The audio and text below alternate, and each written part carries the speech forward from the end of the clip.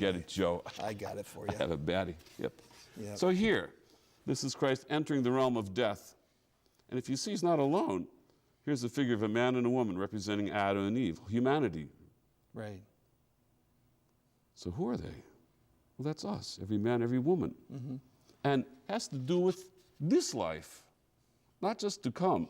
I mean, and so in the tombs we find ourselves in our isolation, our sorrow, our sinfulness, our illnesses, to all those places that Christ is coming to us. Do you want to be well? Stand up. And to those in the tombs, bestowing life. So this is the challenge we have. So it's a great blessing. It was interesting when this last week we had a Lenten service for the Council of Churches. They hold them every year at Nativity Lutheran. I remember. And the pastor from Michael, I can't remember his last name, but he's the pastor at St. Ambrose and 2 churches down there. And he was talking about how every person who Jesus healed ends up dead.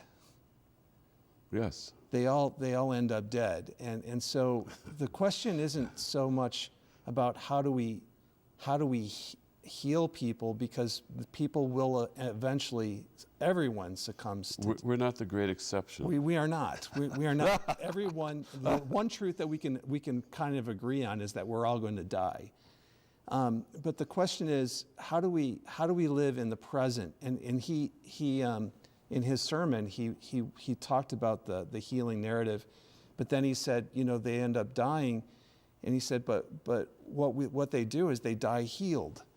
Yes, that's the difference. And that's the difference. And so in essence, I mean, what we're faced with in our present life is we carry all this baggage with us, like Adam and Eve, right. sin, our isolation, and the rest of it. But when we come to the empty tomb and we experience the resurrection, we see it through our faith, then we in essence are part of those folks who say, "Death, be not proud." It's like right. Paul's whole thing. Death has lost its sting. It is, we grieve, but not as those without hope. Exactly, we grieve, but not. We know that in this present life there is always resurrection. There is always possibility, and we're not caught by the death tombs that we like to throw around there as being insurmountable and without any hope. So I think that part of the resurrection story for all of us in the present tense is it's always that word of hope that no matter what you experience, no matter what prisons you are in, there is always the light of Christ that can penetrate even into our darkest tomb. Right. So it makes the whole service. There's this story, in I think it's in Luke's Gospel. Again, it's the resurrection day, so you got the 2 guys on the road to Emmaus. Right, exactly. And they're walking down the road, all their dreams. It's just like when I was a young guy, so my heroes, Kennedy was assassinated. He was my president when I was in college. Bobby Kennedy was running for president, in the war. He's assassinated. Martin Luther King is, it's like that kind of like, what happened to our world? How is this possible? And their world, like, they came to Jerusalem. Christ is greeted as the king. We're going to do Palm Sunday when you're doing Easter. I mean, it's that story, and it's like all of a sudden the king is executed. What? How could this be? The Messiah? How could this, the one they hoped for? And they're going back devastated. Right. And they encounter the stranger, who starts to explain to them the scripture, and all these things, or their hearts are burning within them as he tells them the story, right. And they finally get back near to their destination, and the sun is setting, and there's like no Motel 6 over there. They don't say, "Well, hit the road, keep going." They invite him in Right. their brokenness. In their brokenness. They break the bread. The scales fall off their eyes. The one with them is Jesus. It becomes the old story Heschel writes about God in search of man. Awe, worship, action. And seeing Christ within the broken bread and in our own brokenness and within the neighbor who we don't right. recognize That's right. as Jesus, the poor, That's right. That's right. the oppressed, the stranger. That's right. All these things. That's Christ So- coming to us too. So the question is to celebrate the resurrection. Think about it yesterday, of course. In the Right. future, of course. But in the present, in this life. To And- stand again. To And stand not alone. and not alone, because Christ stands with you, Right. and the church stands with you, and the resurrection happens all around you. It's seeing life in a different kind of way, right? That's the deal. And I think that's part of the struggle that we have as we approach the season of Easter, is that we do it, from our own present reality, and our own present reality is marked more by our bitterness and suffering sometimes than through the life of the resurrection. We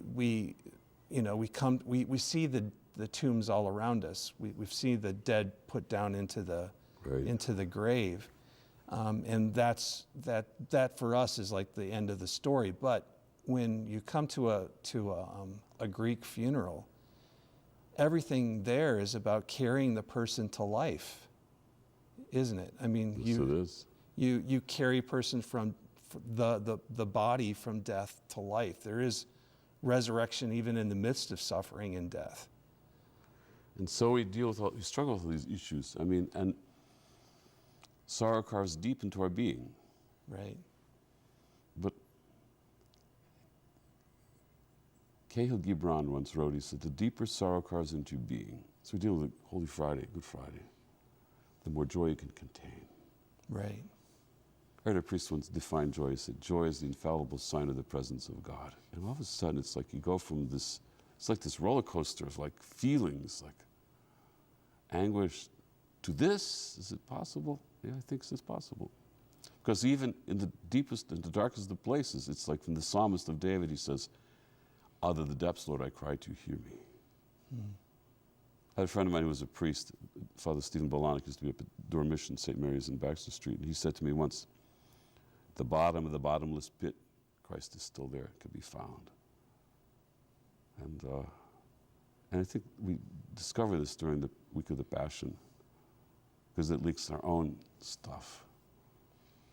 When I lost my father a few years ago, you told me, and I was talking about how I was having trouble singing hymns in church. Yeah. And as soon as, especially the Easter hymns would come out, I would start crying. I couldn't control it. It was uncontrollable crying. So there was this one time I was doing a processional because I was a guest speaker at a church, and I can just remember crying, weeping all the way up to the front of the church. And I was talking to you about the problems I was having, and you said, that's okay. Go ahead and cry. The church will sing the hymn, and it'll be there for you.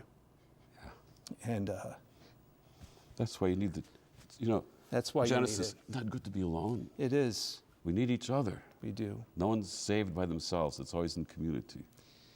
Well, I hope you all experience a pleasant and a wonderful Easter, realizing, of course, that Christ has been risen, and because Christ is risen, you can experience his life in your life today. So blessings to everyone. Christ is risen. Deity is risen. To you as well. Thanks, Joseph. Good to talk to you.